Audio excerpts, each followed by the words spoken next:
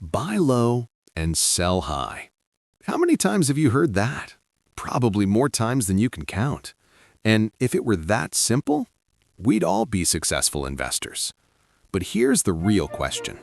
How do you actually know what's low and what's high? That question trips up more investors than almost anything else. Meet Paul. He's been investing for years.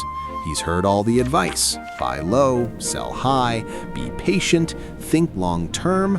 But his experience? It hasn't quite worked out that way.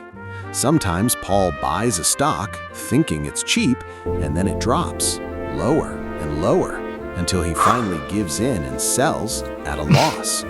Other times, he gets it right. He buys a stock and it goes up.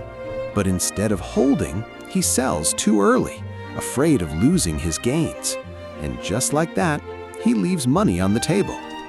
The truth is, Paul's story isn't unique. Most investors would describe their results the exact same way. Then one day, Paul comes across a concept called valuation. The idea is simple. Estimate what a company is actually worth and use that to guide your decisions. It's the same principle used by investors like Warren Buffett. Paul is excited.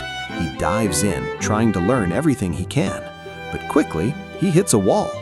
The models are complicated, the data is expensive, and for a retail investor, it all feels just out of reach.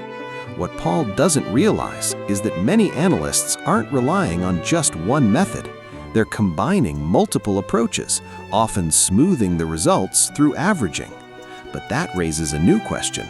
Does that actually work, or is it just another layer of uncertainty? That's exactly what this case study set out to explore.